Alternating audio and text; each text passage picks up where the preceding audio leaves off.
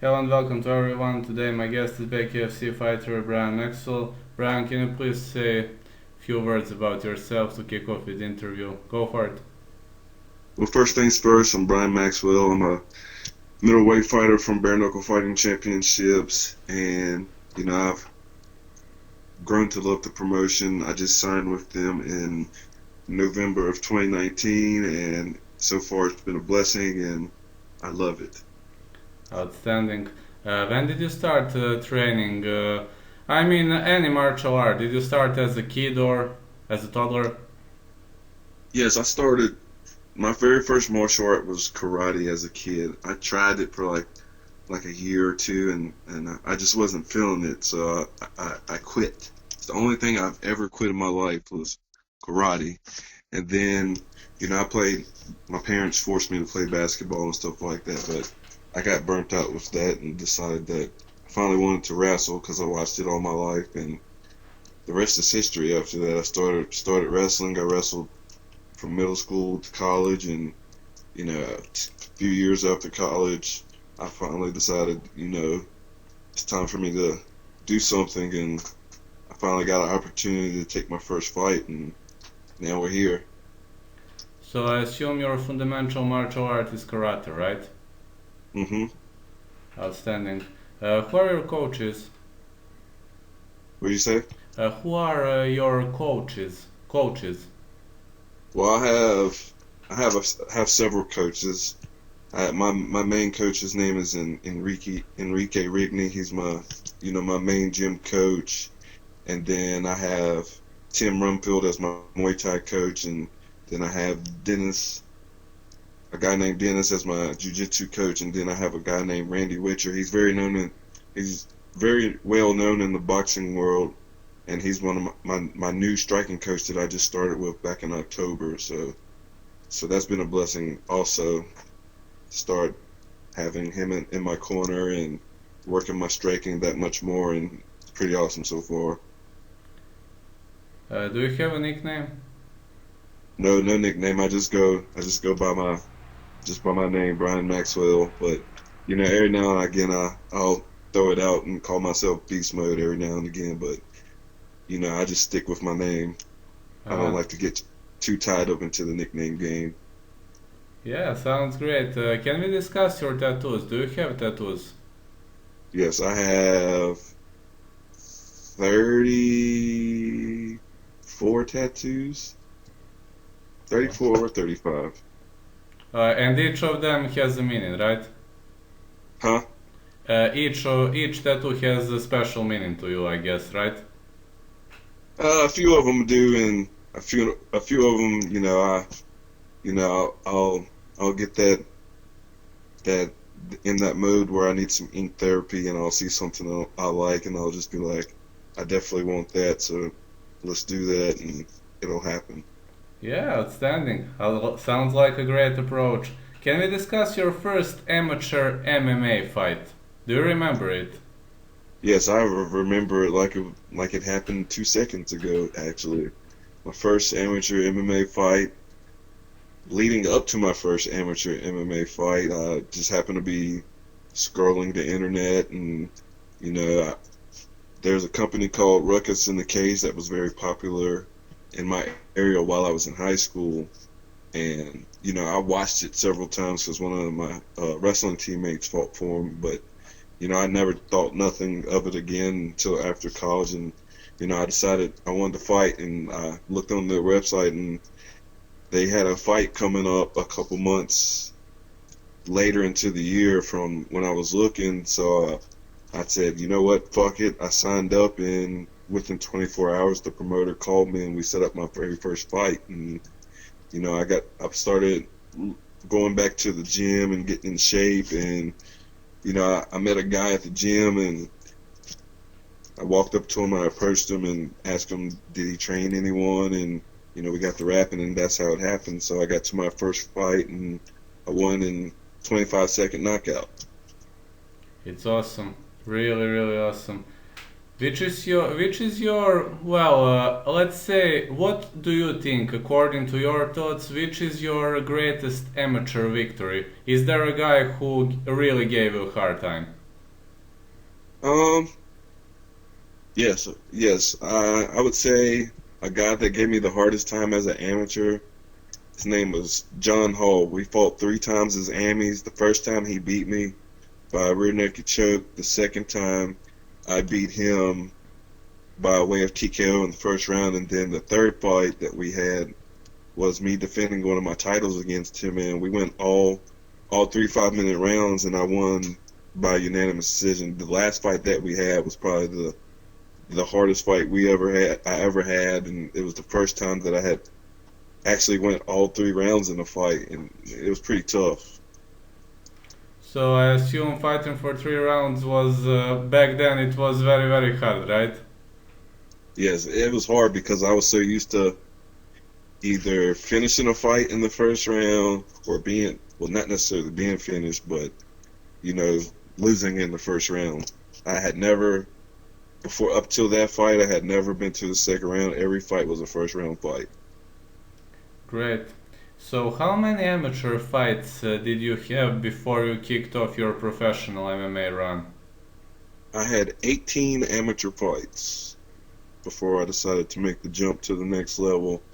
I had people in my ear telling me I needed to go pro around my 10th amateur fight, but I had already set in my mind that I wasn't going to listen to all the people in my ear telling me I needed to go pro. I wanted to go when it was my time and when I felt ready to go to the next level. So can you please describe how did you feel heading into your first professional MMA fight? I mean, what was happening inside of you? You know, it's a very stressful moment for every fighter. You know, it's a new beginning, and how were you feeling anyway? I mean, of course I was nervous because, before before my first pro fight, I took a year off from fighting just to, get ready for that first pro fight. I wanted to do it right, and I could have had fights in between getting ready for my first pro fight, but a lot of things fell through, so I just took the time to, number one, I'm used to fighting at 205, so I had to cut to 175 for the first time, so I spent majority of the time cutting the weight and changing my diet, getting to 175. So, I mean, of course, I was nervous, but at the same point in time, I felt absolutely good about it, and like I said, making the jump was an absolute blessing, something that I never dreamed I would do, but I felt it was my time, and you know, I was very well prepared for it, and within that year of taking off the time from fighting, so I still feel pretty good at it. This year will mark. This year in September will be my 4th year as a professional fighter, and I'm still having fun. I'm still hungry. I'm still an open book, and I'm still learning. Great. In the next two fights, well, something very interesting happened. You know, I'm following MMA for a very long period of time, but you lost via heel hook, then bounced back with a heel hook victory. To be honest, never seen such a streak. So, how did it actually happen? You know, how did the first loss happen? How did the second win happen via the same move? Can you please elaborate it? Well, when I first got put in a heel hook in that fight that I lost, I was actually winning the fight, and I was up 2 rounds to 1, and I took the guy down one last time, and I got actually stuck in the heel hook, and I was like, oh shit, we've been here 1,000 times. This is what we've practiced, and I turned to get out, and the referee thought I tapped when I was about to stand up to get out of the heel hook, so he called the fight and said you tapped to a heel hook, but that is on another subject. But the fight that I won by a heel hook was exciting. My guy, shout out to Ryan Parker, that I fought, mad respect for him, but he had me in a heel hook first, but my foot was against the cage, and he happened to move his foot, and I was like, it's here, I'm ready to eat, so I grabbed it and placed him in the heel hook. I did a gator, what we call a gator roll, and sunk it in deeper, and 2 seconds later he tapped. Can you describe that move, that famous Gator Roll? Can you describe how did you do it? Uh, there's a bunch of ways to describe it, but My favorite way to set it up is, if a guy, shoots in on me, I'll go ahead and get one arm under the neck, and then I'll just go ahead and grab my bicep on the other one, and then I'll just tuck and roll, and as I tuck and roll, it gets tighter and tighter, and once I hook that leg, it's a wrap. Yeah, I assume it's a very, very hard move. You don't see it every day in the world of MMA. So, but it's very Yeah, entertaining, actually. Yeah, go ahead. yeah, I love it. I first learned how to actually do it while I was in my sophomore year in high school. It was something we happened to be going over that day, and I was like, "Oh shit, I really like that." So I'm going to learn that and do it and do it and do it and do it until I perfect it. Outstanding. So, in your fourth fight, or did you fight Andre Hall in your fourth or fifth professional fight? Would you say repeat that? Did you fight Andre Hall? Was it your fourth or fifth professional fight? Andre Hall was my sixth Sixth. was my sixth pro fight. I had in between two of my MMA fights, I fought two pro Muay Thai fights. So in between that time, I fought two MMA Muay Thai fights. Yeah, can you please talk your fight about Andre Hall, and can you say, I mean, compare Muay Thai? Was it hard? I mean, you were switching a lot between martial arts, and how was it to switch? Is it hard to adapt? Is it hard to adjust? I mean, Muay Thai was, several years back. Within that year of me taking off from fighting, I decided to. Me and one of my coaches talked about it, and he told me, if I wanted to step my game up, I needed to, try Muay Thai. And, I was training Muay Thai twice a week, and within 6 months, I fell in love with it. And, I told myself, I don't want to be a one-dimensional fighter and only do MMA. I want to try Muay Thai. I want to do boxing. I want to do kickboxing. I want to do it all because I don't like to be too one-dimensional. But the transition from MMA to Muay Thai, it wasn't hard at all. It was actually natural because I like to throw leg kicks, and kicks are my thing. Even in MMA, I love to throw head kicks. I love to throw that good old swift thigh kick, and kicks are just my thing. Yeah, awesome. So, you said kicks are your favorite area of fighting, right? So, why did you ink Bkfc in the end? I mean, Bkfc, what made me interested, one of my training partners, Bruce and Bramsky, he got an offer to fight for them, and he I'm one of his main training partners, and he asked me to help corner him, and I was like, sure, I love it. I started watching BKFC from their first show, and it sparked my interest, and it didn't really hit me until I was there, and then I was just like, holy shit, this shit is real. I love it. I got offered a fight at the second BKFC show, but you know, like I tell everybody, I wasn't there to accept the fight or anything. I was there to corner my training partner. So, I didn't necessarily throw it to the back of my mind, but it really sparked my interest. But like I said, before, that I wasn't there to get a fight or accept a fight. I was just there for my partner. But they had tryouts several months later, and they let me know and to come to tryouts. So I showed up to tryouts, and I impressed them enough, and they told me what I needed to do so I could join the team. And I had to fight again to get another win under my belt as a pro MMA guy, or whether it was MMA or boxing. But all I needed was a win, and after I got my second win, my second MMA win, they surprised me at the fight that I had just won and offered me a fight, and I accepted on spot. Can you describe your Bkfc debut? Another stressful experience, I guess. Yes, of course. My BKFC debut, after I got the call, and I was chilling, and like I said, I accepted a fight, and I did what I needed to do, prepare for it. I cut my weight, I had a super hard training camp, and of course, I'm going into this new sport. It's my first time there. Of course, I was super nervous. I think I had butterflies for 2 weeks leading up to the fight. I had butterflies until that moment I stepped into the squared circle. I mean, my nerves and everything were shot until literally I stepped in there and got hit for the first time, and it woke me up. I mean, even though the fight didn't end the way that I wanted it to, but it woke me up to something different. It was a different experience, and I loved it and I liked it, and I'm waiting till this quarantine is over. I can't wait till this quarantine's over so I can get back to Bkfc. So how are you maintaining your stamina during this lockdown? What are you doing? I mean, it's kind of hard, I guess, but people are creative now. I mean, I spoke to many guys and they are pretty much creative. So what are you doing right now?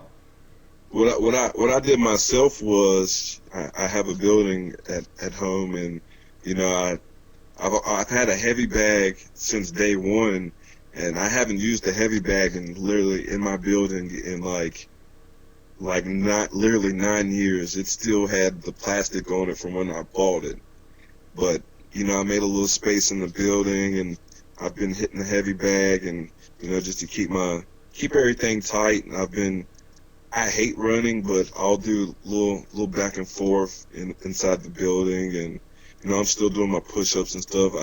I can't wait to get back into the gym with my teammates so we can play punch face, as they call it these days. Yeah, outstanding. Do you have someone locked in for the next fight? I mean, Bkfc is now off due to this pandemic, but do you have someone locked in or?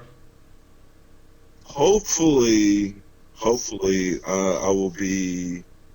If everything falls into place, the guy has already expressed it, and I've expressed it. Hopefully, I'll be getting a rematch with Yuli Diaz. So hopefully that goes down. So that's what I'm banking on right now. So hopefully that happens. But if it doesn't fall into place and they offer me someone different, I'm ready to fight regardless. I'm ready to hit fight camp and prepare for whether it's Diaz or someone different.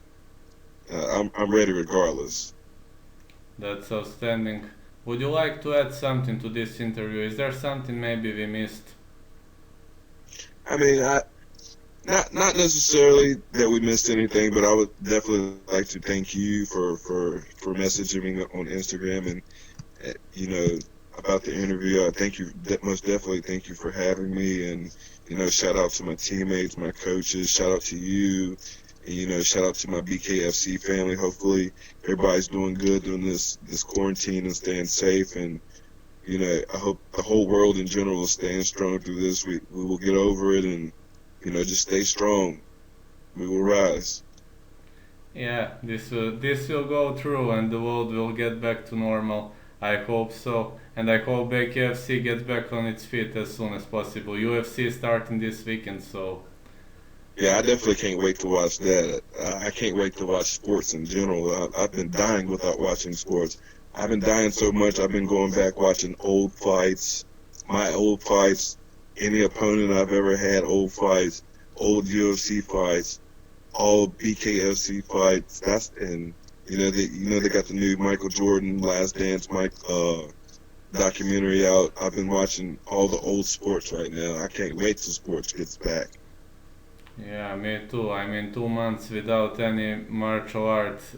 I think it's the longest period ever. I think there has never been such a I long know, break. I know all of us fighters are dying and can't wait to get back to work. Yeah, I hope it will get back as soon as possible. I will publish this on Friday, as right now. Sorry, on Saturday, as I'm not home at the moment. I will send you link. I will share it, so you will see it. No worries. Yes, sir. Definitely most gracious for you having me, and hopefully sometime soon again we can do another Absolutely. interview, and You know, maybe you can hit me up the next time I fight for BKFC and No problem, have a hit me up. live chat. No problem, just hit me up. I'm always available. Just hit me up and you'll get the chance to talk. No worries about that. Yes, sir, most def. Yeah, thank you so much, Brian. Have a great day and I'll message you on Saturday. All right, thank you. Alright.